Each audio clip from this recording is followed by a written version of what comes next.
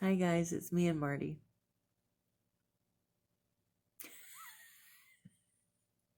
Hi honeys, welcome to Books and Halls with Michelle and Marty. What?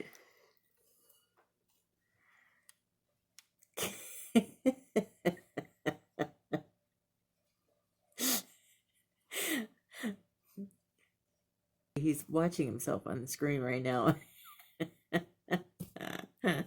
That's why he was just swatting it. How cute was that? If you see a screen over here, that's the corner of Brad's cell phone. They can't see what you're doing, just like the outside edge of your phone. And I'm sorry about this big pile of clothes and boxes back here, but hey, I'm human too, you know? Marty is just so cute, I can barely talk. Anyway, we're in bed and we are working on reading another night. We're reading Wuthering Heights by Emily Bronte. And it's quite the struggle for me. How many pages have I read so far here?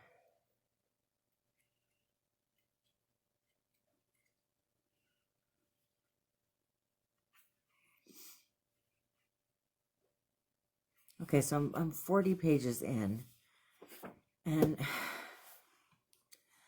don't know if I like it. I'm having a really hard time getting into it, and it's like, wait, I thought this, and maybe I'm just confused.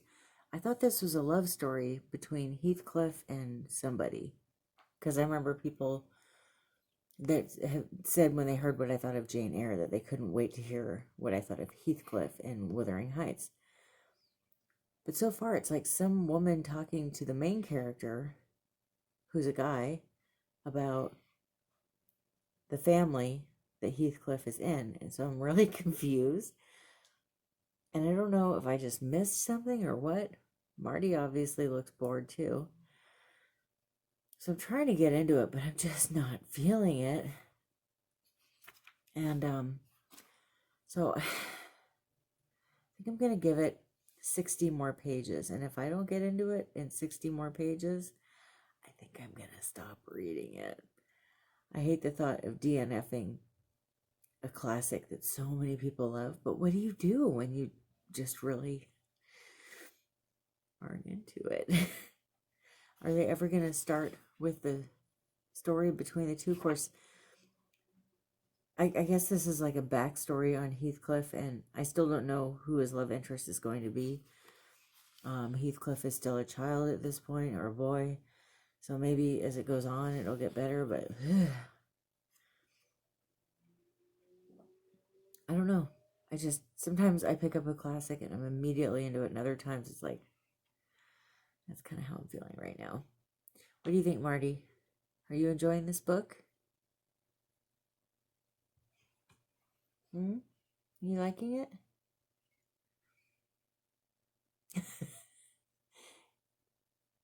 He's not even laying on the book like he normally does, so maybe he's not into it either.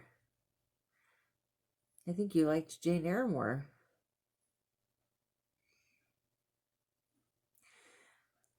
Okay, we will be back on another. So obviously we're about to go to bed, but that's usually when we do most of our reading, is in bed at night.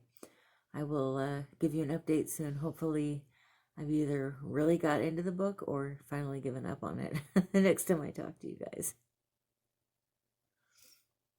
Okay, it is Monday morning. Well, actually, it's Monday afternoon. And I attempted to work.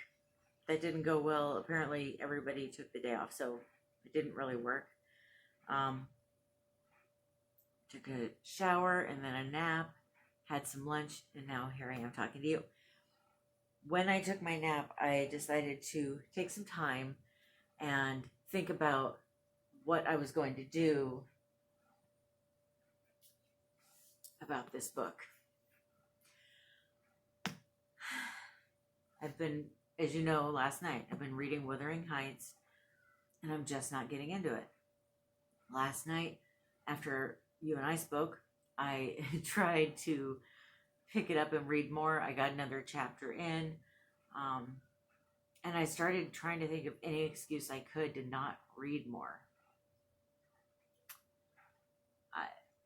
I was practically watching infomercials on my phone to avoid reading more until I fell asleep. And that's when I know I'm just not liking a book. If I can't sleep and I don't want to read my book, I just don't like the book. So I hate to say this because I know a lot of people love Wuthering Heights, and I've had a couple of people say they were really interested in hearing my reaction to the story. But I cannot get into it. I just don't like it. I've been having a really hard time. The main character keeps talking about I and me and this. Who is the main character though? I still haven't figured that out. I thought the book was about Heathcliff and his love interest, but I guess somebody's telling a story about them, but I don't know who it is. At first I thought it was a man who just moved into the neighborhood, and then now I'm thinking it's like a maid who's been with the family for a long time. So who is this person? I have no idea. It keeps bouncing around.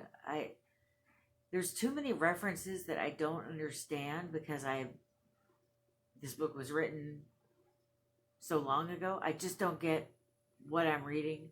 But I just find the writing of it so off-putting. I don't have to like everything I read as far as what happens in a storyline.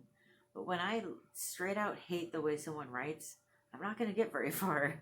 And unfortunately, that's how I feel. With Jane Eyre, I didn't like certain components of the storyline, certain things that took place. But I loved Charlotte Bronte's writing. Emily's writing, on the other hand, I could just do without forever and be fine with it. I don't like the way she writes. And I hate to say that because I'm sure some of you really, really love her, but it's just not my flavor. I just can't get into it. And I feel like when I read it, I'm being punished. It's like absolutely hating a book and having to read it for school or something, except I'm not in school. I don't have to write a research paper on this. So I've decided to stop reading it. It's going to be the first DNF book, did not finish book for me for the year 2021. And part of me feels bad, but then I'm thinking, well, why would I want to torture myself? I love myself. I care about my needs and my wants, and I want to enjoy as much of my life as possible. So I'm just going to put it down. What I'm going to be picking up is The Kidnapped Bride by Steve Higgs. As you know, if you watched my wrap-up last month, I read the first book in this series. It's a Patricia Fisher mystery series. It's a cozy mystery series. Except, well, if it's at all like the first one was, it's not cheesy and naive like so many of the cozy mysteries. This is more of an adult cozy mystery. There's not a lot of cheesiness. The characters have flaws. It's just a little more adult. I mean, it's not X-rated, but it's just a little more adult and a little bit more, human beings live here in this book. I just read the back of it for the first time, and it looks very promising. I didn't read what it was about at all before I bought it because I loved the first one so much. I gave it 5 out of 5 stars. And I'm assuming I'm going to enjoy this one thoroughly as well. This is about, Patricia, the main character.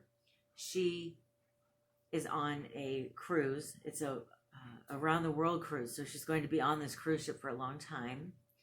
And there is a gangster. I'll just read you part of it. The Aurelia plays host to an underworld crime boss and his bodyguards. But when the gangster's reluctant-looking bride-to-be goes missing and a ransom note is left in her place, Patricia puts her sleuthing hat on to help the new deputy captain solve the crime. With new friend, eccentric socialite lady Mary Boston Hill swank, Jim Bunny Barbie, and her ever faithful butler by her side. Patricia intends to find out who has the missing woman and discover why so many rival gangs are trying to find her. However, with no actual skills to call on and a niggling reminder that she was cleaning houses for a living just a few weeks ago, will she find the girl in time or just lead her friends into danger? We'll find out, or I'll find out, and you will too if you read the book. But I try to not have spoilers in my book reviews, because to me the whole point in book reviews on YouTube is so other people can figure out what books they are and are not interested in reading. So I try really hard to not give away what happens in the book, just what I thought of the book, how I felt about it, that kind of thing. I'm just super excited to read this, though. It's such a breath of fresh air to be opening a book like this after the murky situation that is called Wuthering Heights. That was a really rough one for me, and because it was so hard to pick it up, I thought, I just need to put it down. I'm reading 20 pages a day, and I only have so much time left in the month, and I've got a bunch of books to read this month. I don't have time to hate a book like that, you know?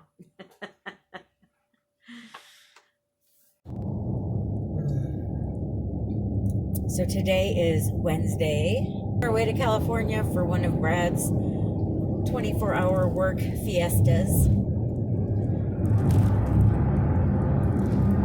And I wanted to tell you an update about the book that I'm reading.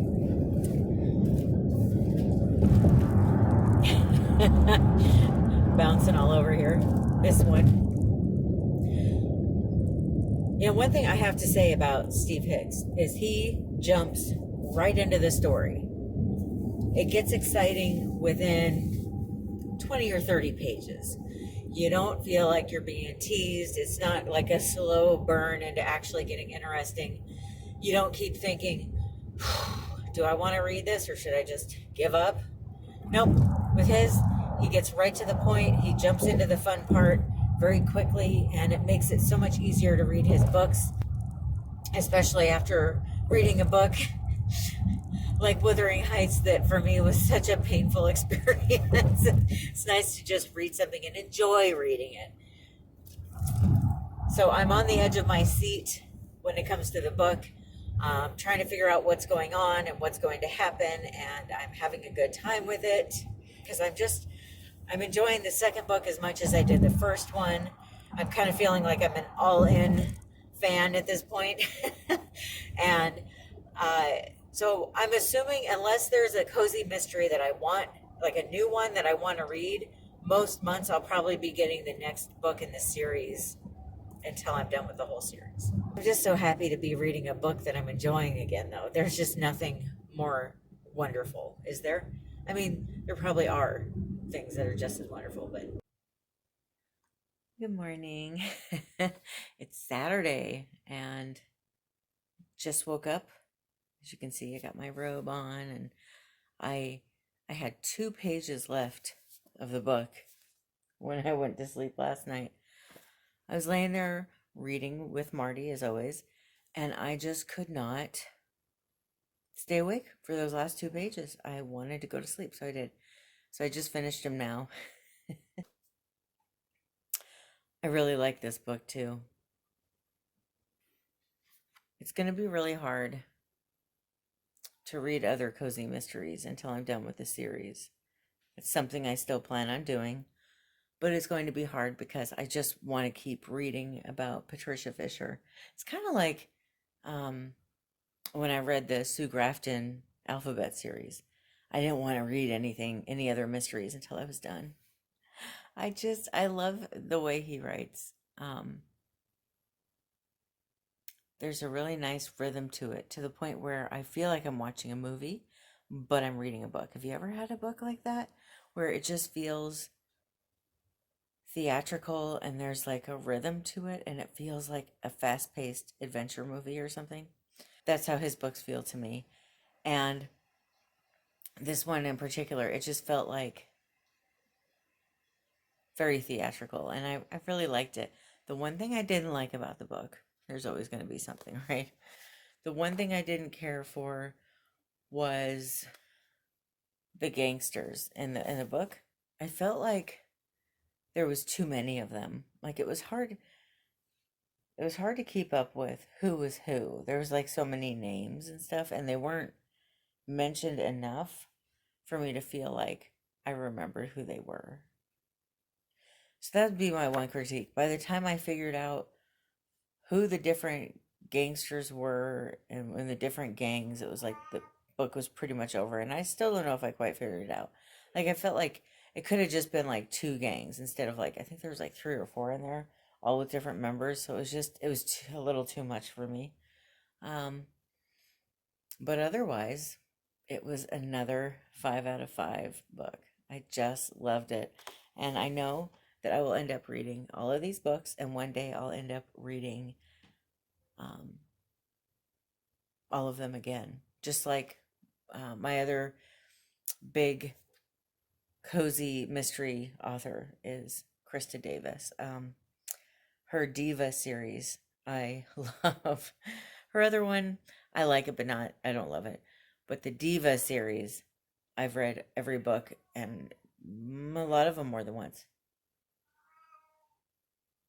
What, Marty? Martin? Do you hear him? Are you singing your good morning song? What's going on, boo? You want to come up and say hi? I'm talking to your friends. Anyway, and I have to admit, I'm a little jealous. I was reading in the back of this book here that Mr. Higgs was in the British Army for 25 years. And he has a 3-year-old son and a pretty wife, he says. Oh, I love it. I love it when men call their wives pretty or beautiful. It's like, that's so great. It's his dream to just write books as a 9 to 5 job. And then he starts talking about this quiet little village he lives in England near Dover. And it just sounds like, he said it's close to where Charles Dickens lived. And they have a pub there. Okay, this is crazy. There is a pub in a local village that opened for business the year before America was officially founded by Columbus. That's a really old pub. Hundreds of years old. See, that's one thing about America. There's not history that goes back that far, right? Like that we know, that we know of. Like here in Vegas. I love old houses. They don't get that old here, like I couldn't buy, we're planning on getting a house. I couldn't get a house from the early 20th century, or maybe I could. I haven't seen any that old though. The Four Winds by Kristen Hanna. I took the jacket off of it. I'm going to start it right after I'm done talking to you. All right, I'm going to go get started on this book, get my chores done. I'll give you an update in a while, and we'll see where it goes from there. It is Sunday afternoon, like early in the evening. I haven't even thought about heating up dinner yet or anything, so it's not quite late enough to have dinner, but so it's early evening, and I'm making some coffee.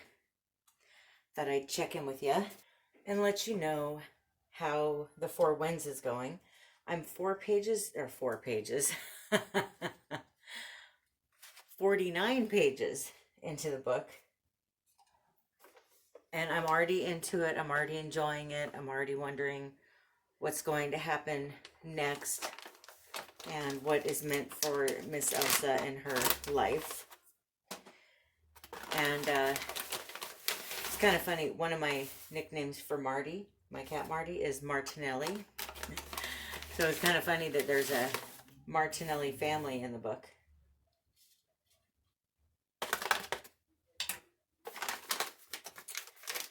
But so far, the book, like, I'm into it and I want to know what happens next, but I'm not feeling like shocked or I'm not feeling any kind of way about it. Does that make sense? Like, I'm not sad. I'm not happy. I'm not shocked. Nothing like that. I'm just reading the book and I'm enjoying it. So hopefully I'll have more to let you know later.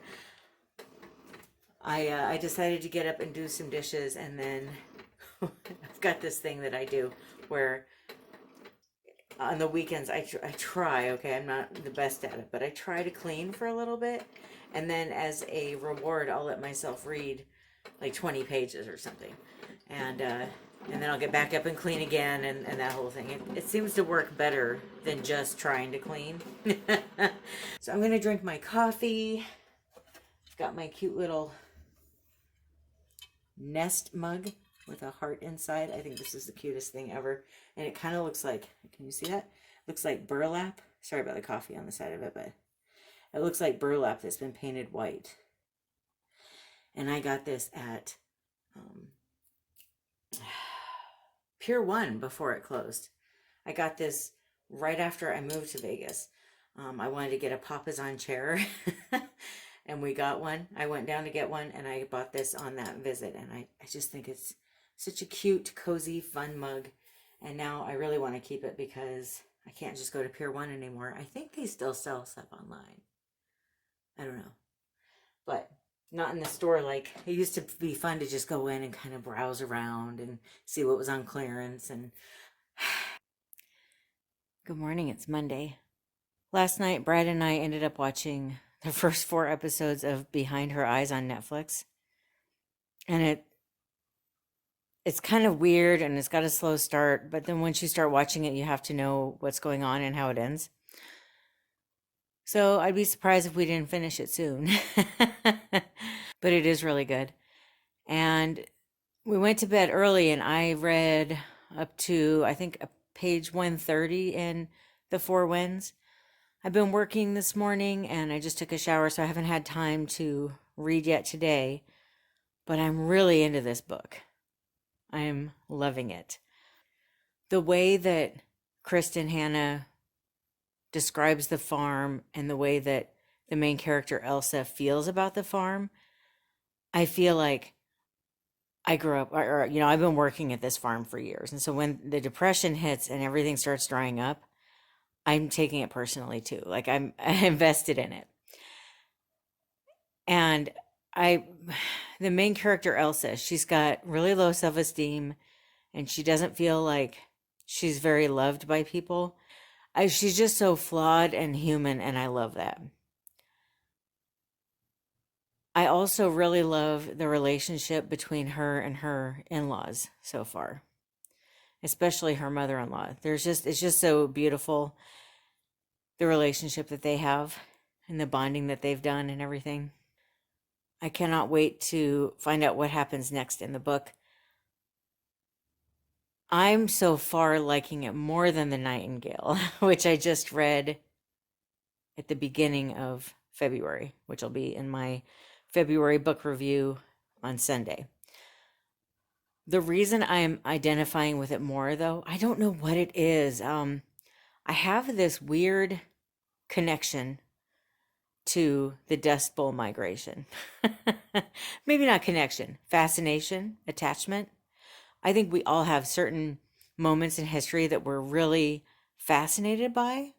And for me, that's my thing. I just love learning about that era. And one of my favorite books of all time is The Grapes of Wrath, which, if you've read that, takes place during the same time. And I think it's one thing I love about historical fiction is it kind of gives us more of an idea of what our ancestors went through. I'd have to look it up. With all the genealogy I've done, I haven't been doing it much in the last couple of years, and I'm trying to remember. I'm sure there's got to be somebody that moved around then or after then. But it's just so fascinating to me to read about these things and what, even if it wasn't my ancestors, just what people in America or the world went through. At this point, the depression is in full swing. Everybody's fleeing and moving to the West Coast. Elsa and her family have not decided to do that yet. And I'm wondering if they're going to. Sadly, though, you're not going to hear the rest of what I thought of the book until the next vlog. Because it's Monday morning. I need to edit this and get it posted.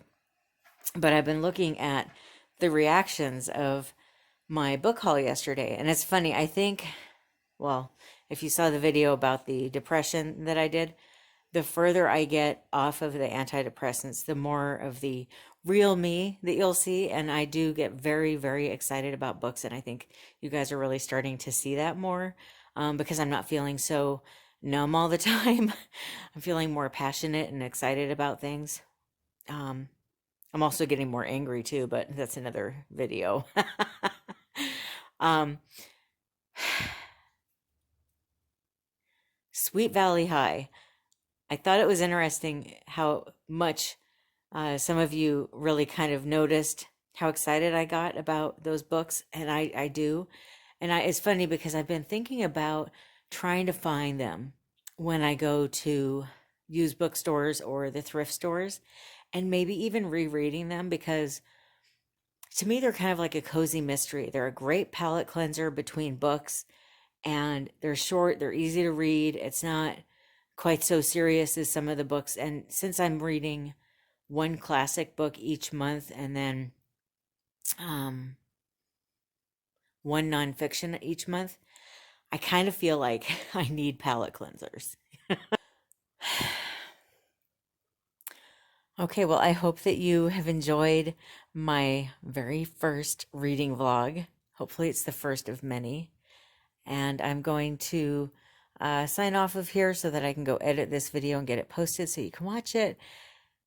And unfortunately, I won't be able to tell you my final reaction of The Four Winds until my next reading vlog, because I just didn't have a chance to finish it in time for today.